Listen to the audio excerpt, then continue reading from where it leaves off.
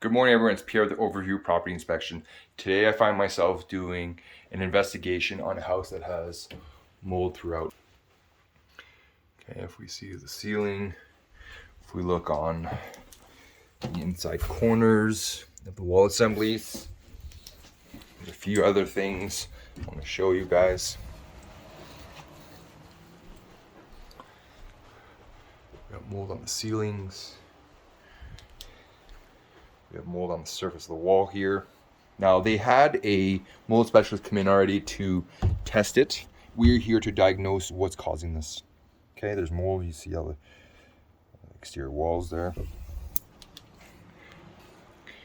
Based on my initial review, I haven't had the chance to, diagnose this fully yet, but just upon my initial review, there's a few things that are happening here. Okay.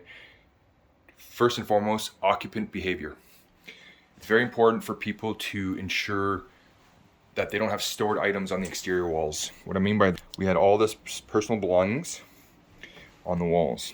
First and foremost, that will limit the amount that is able to make its way to the wall assembly. This bed was directly against the wall. Okay. Now, every house works in conjunction with all the systems and components within the house, okay? So if we've got mold inside of a house, what is causing that mold, okay? So we already identified that it's occupant behavior, having stored items on the exterior walls. We also have a few things where cold air returns are also obstructed by the occupant's belongings. Heat registers are also closed off, which is naturally gonna prevent the warm air from going into that room to properly climatize it. The ceiling here, I checked it with quick thermal image camera, and this will be attributed to wind wash, and wind wash is essentially the insulation is getting pushed around by the prevailing winds in the attic space. Okay, but while we do have occupant behavior that is partial to blame, we also want to look at other components within the house. Why is the humidity reaching high points to begin with? We have mechanical ventilation. So this house has point location, meaning they're bath fans. There was no HRV in this house. Okay, so we're using bath fans to extract the moisture out. Okay, there's a couple things that are going on. My first tip is going to be, whenever you buy a property or whenever you are doing your site inspections, is you want to look at the bath fans. Open them up. Why do we have corrosion on a bath fan that is only a year old? There should be moisture stains around the housing. Okay. So I test the bath fan. What I do is I'm going to take a piece of tissue.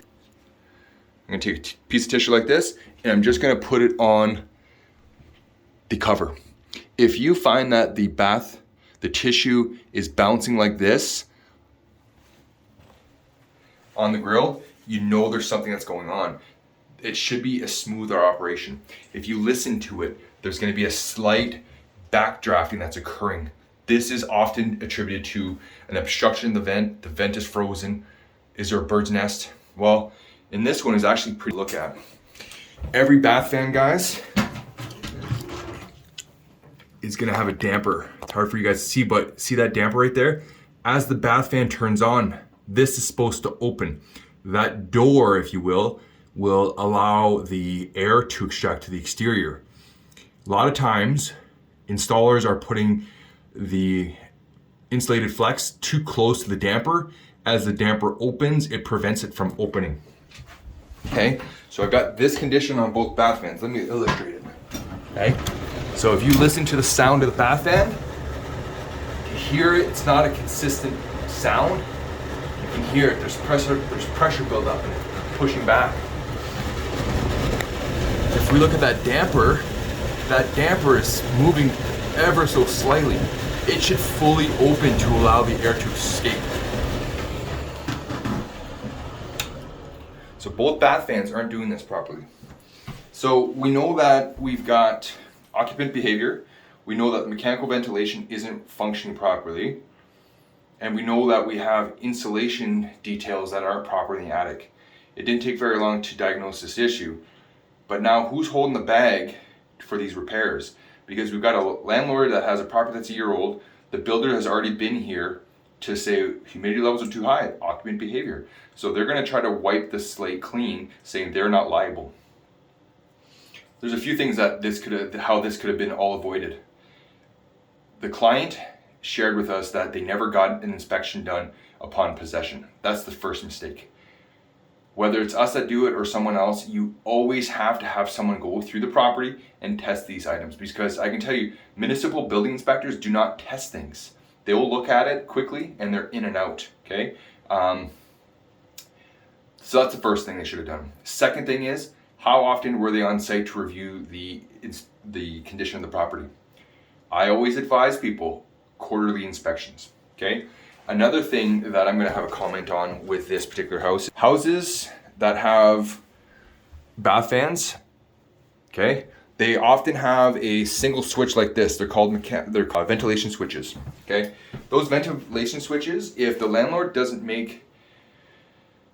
inform the tenant on how to operate it properly, they're just going to get too much humidity in the house, okay? And so what we do is we actually install timers. So simple, yes. You can get a timer for like 60 or 70 bucks and it will turn on its own. So you don't want to run it too long because you don't want frost getting built up on the fresh air intake, which we've got this condition at this property as well.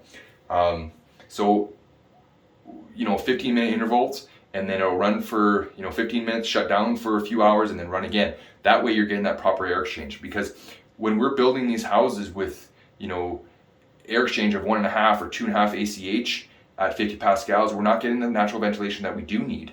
And if you are living in a tight home, you're essentially living in a bag, okay? And without that mechanical ventilation operating properly, you get mold, you get poor indoor air quality, and who's gonna be holding the bag? Just something for you guys to think about. I can't stress enough the importance of having someone coming and doing an inspection, even at possession. At the very least, do it the 11-month warranty. Now, it's unfortunate for this current client because we're past the 1-year anniversary, and it just breaks my heart that it could have been avoided just with a simple $550 inspection. Something for you guys to think about. Anyhow, if you need an inspection, reach out to Pierre at Overview Property Inspection. Hopefully you guys are enjoying this -35 outside. Talk to you guys soon.